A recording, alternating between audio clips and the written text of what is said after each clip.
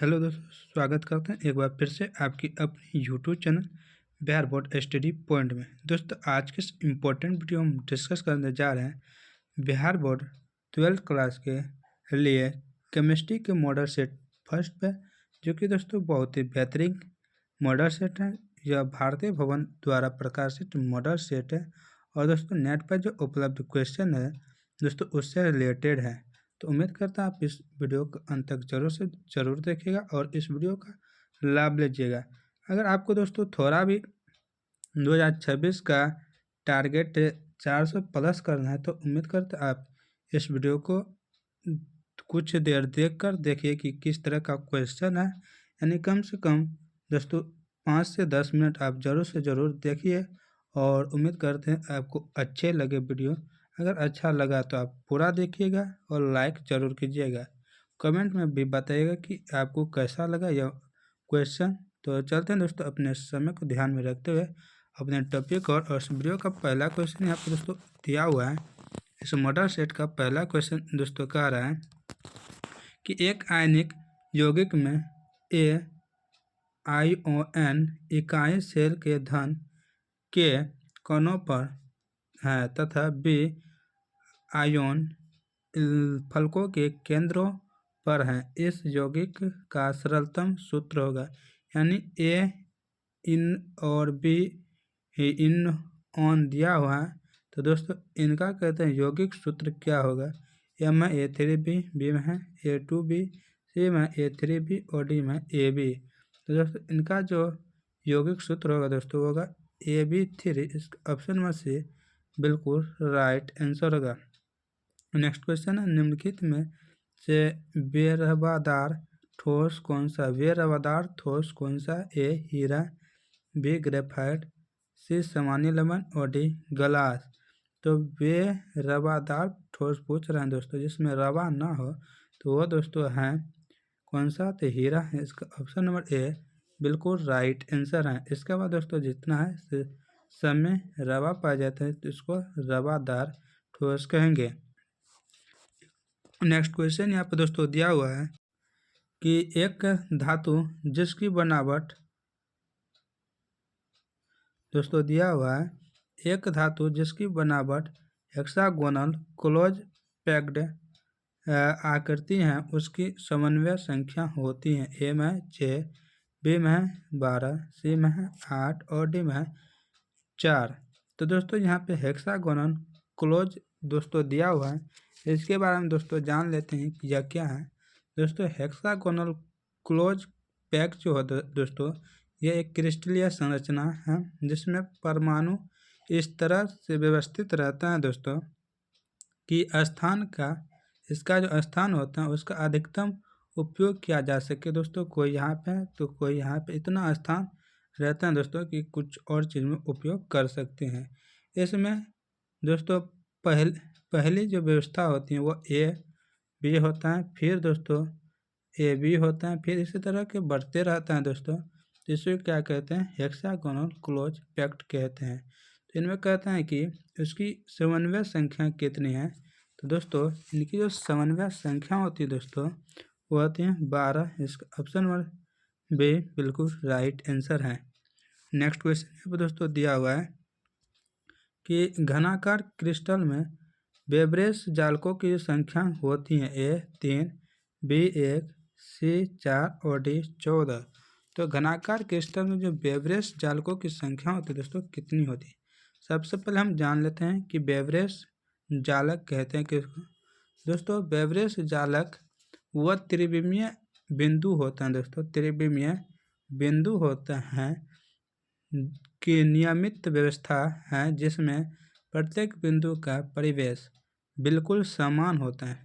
यहाँ पे जो बिंदु होते हैं वो एक समान होते हैं दोस्तों और हर बिंदु किसी परमाणु अणु या आयन की स्थिति को दर्शाता है। तो इसी को क्या कहते हैं, बेब्रेस जालक कहते हैं दोस्तों। और यहाँ पूछ रहा है कि जालकों की संख्या कितनी है दोस्तों, तो इनका राइट आंसर होगा 14 है। इसका ऑप्शन नंबर D बिल्कुल राइट आंसर है।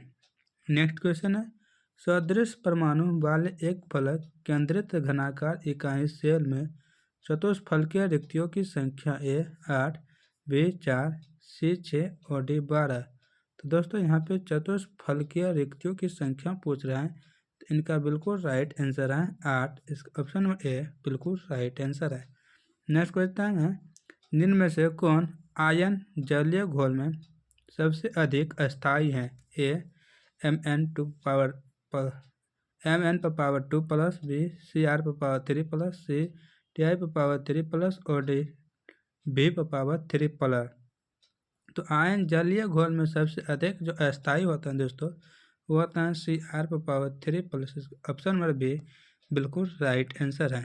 नेक्स्ट क्वेश्चन यहाँ पर दोस्तों दिया हुआ है, कह रहा है दोस्तों नेक्स्ट क्वेश्चन में एक घोल जिसमें 6 ग्राम यूरिया 90 ग्राम जल उपस्थित है, उसका वाष्प दाब में अपेक्षित अवनमन निम्नलिखित में से किसके बराबर होगा?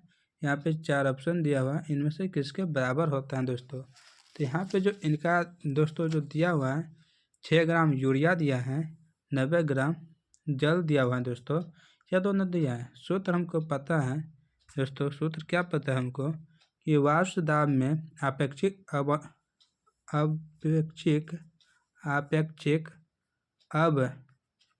अवनमन दोस्तों आप लोग नोट करते जाइएगा। अवक्षेपिक अवनमन बराबर होता है डेल्टा पी यानी परिवर्तन पी बटे पी पावर 0। दोस्तों इन्हीं को क्या कहते हैं कि विलय का मोल अंश कहते हैं। विलय का मोल अंश भी यही सूत्र हो जाता है दोस्तों, क्या होगा? विलय का मोल अंश। अब दोस्तों विलय का मोल अंश यहाँ पे क्या होता है? एन सॉल्वेंट NS लिख लेते हैं बटे n solvent plus n solvent plus n solvent. तो दोस्तों यह इसका सूत्र होता है, आप यहाँ पे नोट कर लीजिए या स्क्रीनशॉट ले लीजिए। इसी सूत्र पे हम बैठा देंगे दोस्तों, तो हमारा क्या निकलेगा? वाष्प दाब में अपेक्षिक अवनमन। तो दोस्तों यहाँ पे चलते हैं, पहले हमको मोल निकालना है, यूरिया का मोल निकालते हैं। किसका दोस्तों? यूरिया का। दिया हुआ है CnH2 का होल 2 NH2 का होल 2। तो मोल द्रव्यमान इसका दोस्तों कितना हो जाए, तो शॉर्ट में लिख देते हैं, द्रव्यमान दोस्तों हो जाएगा 60 ग्राम पर मोल। किसका? यूरिया का। और दोस्तों जब निकालेंगे एन यूरिया यानी यूरिया का दोस्तों जो सॉल्वेंट निकालेंगे यानी विलय की मोल जो निकालेंगे वो होगा 6/60। जब इसको काटेंगे तो 0.1 मोल हो जाएगा।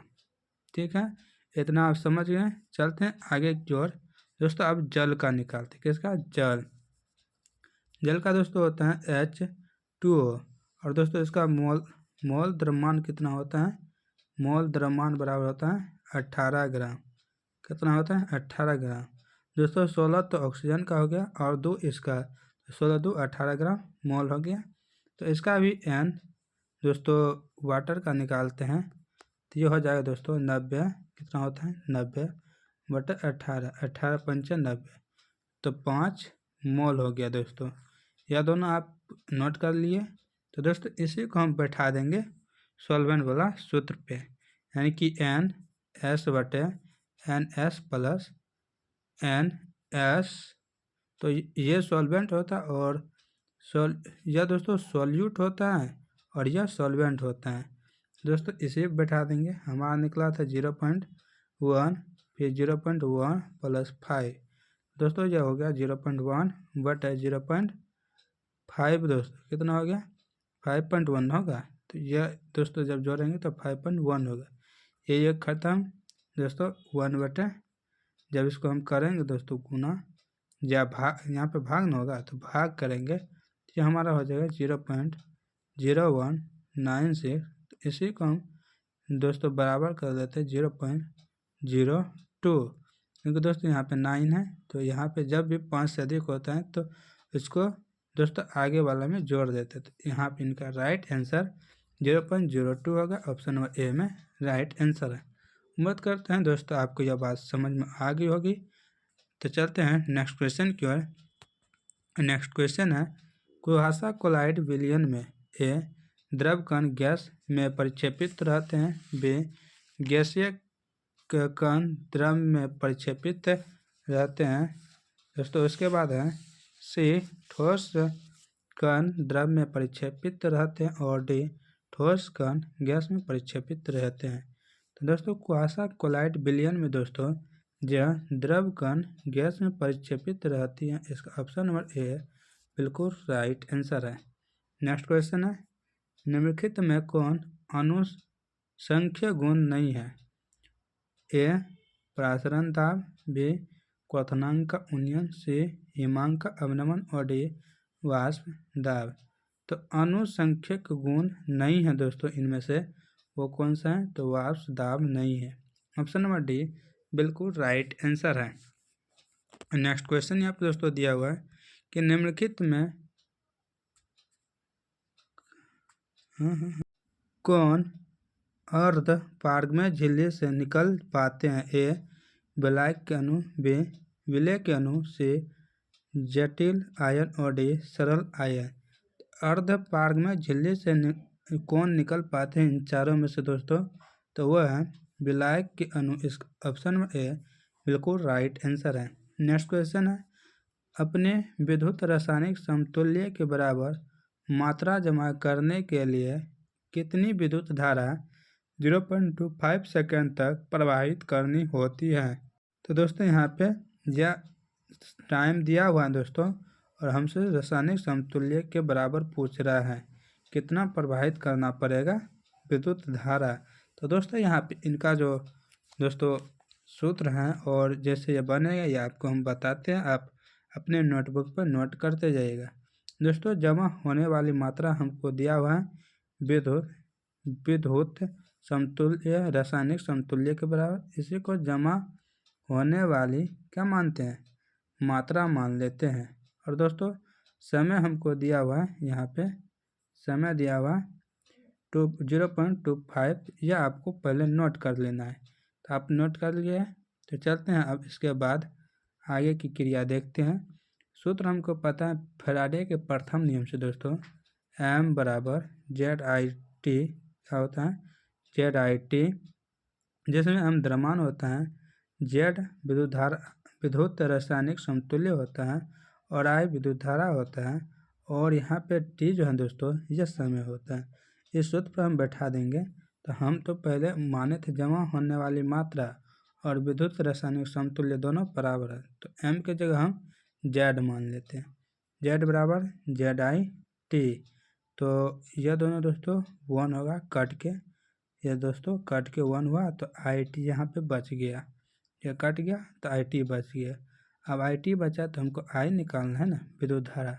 जब इसको इस साइड लाएंगे तो यह T बाय क्या हो जाएगा दोस्तों? 1/T हो जाएगा। क्या होगा? 1/T। दोस्तों जब इसको हम इस साइड लाएंगे T को तो 1/T होगा। इसी सूत्र पर हमको बैठा देना। तो अब दोस्तों I बराबर हो गया 1 ऊपर में, नीचे हमको T दिया हुआ है 0.25।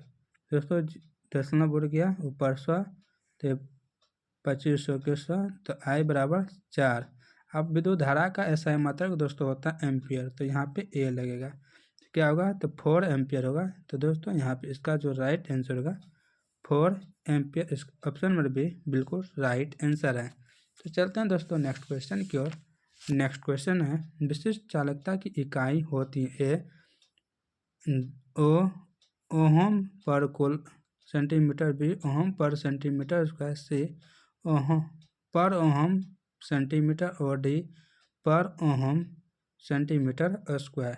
तो विशिष्ट चालकता की जो एसआई मात्रक या इकाई होती है दोस्तों वो होता है ओहम पर ओहम, यानी कि 1/ओहम सेंटीमीटर यह होता है, यानी कि चालकता का उल्टा होता है विशिष्ट चालकता। इस ऑप्शन में से बिल्कुल राइट आंसर है।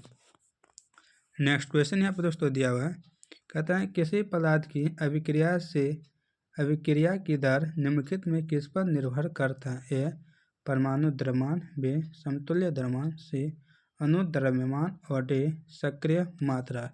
तो किसी भी पदार्थ की जो अभिक्रिया की दर है वह जो निर्भर करती है दोस्तों वह सक्रिय मात्रा पर निर्भर करते हैं। इसका ऑप्शन नंबर डी बिल्कुल राइट आंसर है। नेक्स्ट क्वेश्चन है डेनियल सेल में होने वाली सेल अभिक्रिया है। तो दोस्तों इसका हम राइट आंसर बता दें समय को ध्यान में रखते हुए दोस्तों, इसका ऑप्शन नंबर सी बिल्कुल राइट आंसर है।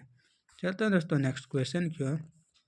नेक्स्ट क्वेश्चन यहाँ पर दोस्तों दिया हुआ है, कह है सिल्वर नाइट्रेट के घोल से 108 ग्राम सिल्वर मुक्त करने के लिए विद्युत धारा की जो मात्रा आवश्यकता होती है दोस्तों, वह मात्रा पूछ रहे हैं, यानी कि आई हमसे पूछ रहे हैं।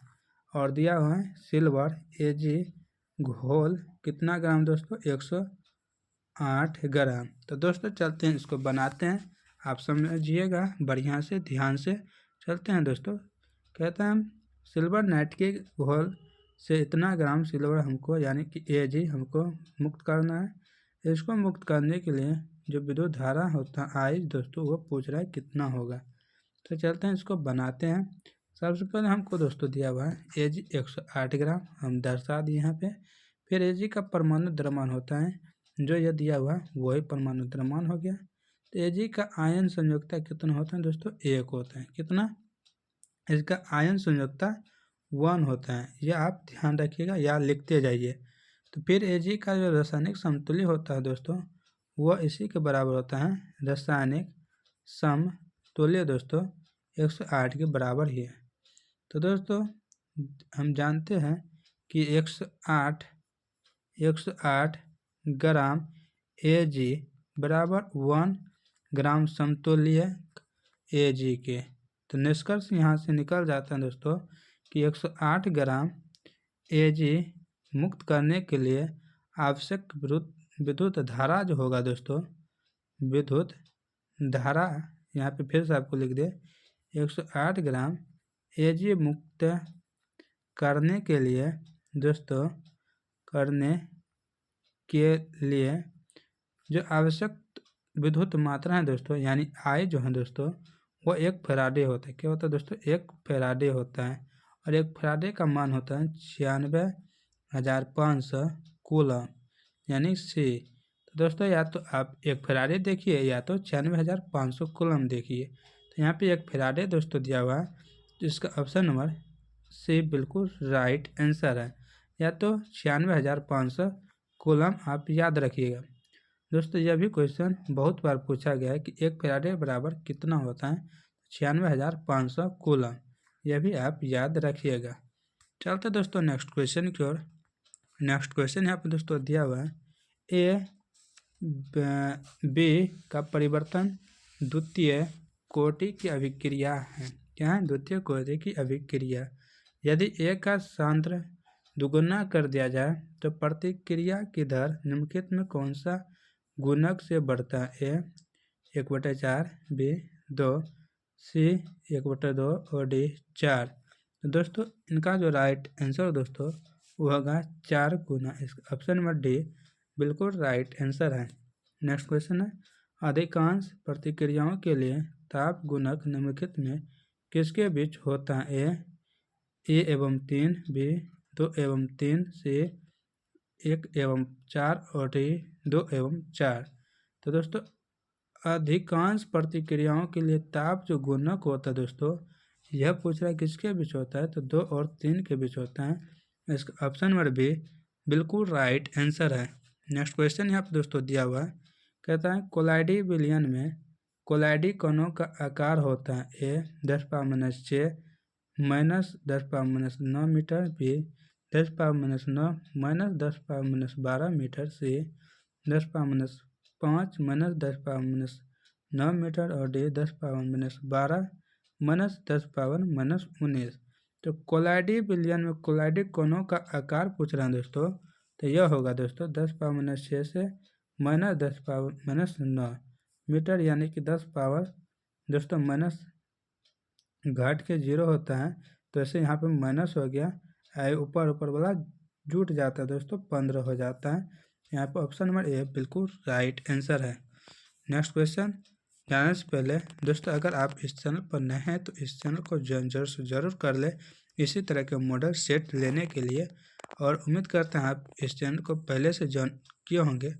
तो चलते हैं नेक्स्ट क्वेश्चन की ओर। नेक्स्ट क्वेश्चन यहाँ पर दोस्तों दिया हुआ है, कहता है निम्नलिखित में से कौन फेरिक हाइड्रोक्साइड के कोलाइडी विलयन के स्कंदन में सबसे अधिक प्रभावी है? ए KOL, B KNO3, C K2SO4 और D K3FeCN6। तो दोस्तों इनका जो राइट आंसर हुआ है K3FeCN6। इसका ऑप्शन नंबर डी बिल्कुल राइट आंसर है। नेक्स्ट क्वेश्चन है, एक इलेक्ट्रोड का ऑक्सीकरण विभव 0.76 वोल्ट है, तो इसका अवकरण विभव होगा। ए में दोगुना 0.676 वोल्ट, बी में है 0.76/2 वोल्ट, सी में है -0.76 वोल्ट और डी में है इनमें से कोई नहीं। तो इलेक्ट्रॉन का ऑक्सीकरण विभव इतना दिया हुआ है दोस्तों, और इसका अवकरण पूछ रहा है दोस्तों। हम जानते हैं कि यह किसी भी इलेक्ट्रॉन के लिए जो O2 विभव होता है मनस्म अवकरण विभव होता है, यानी कि इसका सूत्र आप याद रख लीजिए कि ARED बराबर -AOX। दोस्तों जब ये हमको दिया हुआ है तो इसका अवकरण पूछ रहा है तो सिर्फ माइनस लगाना है, यानी कि ऑप्शन नंबर से बिल्कुल राइट आंसर है।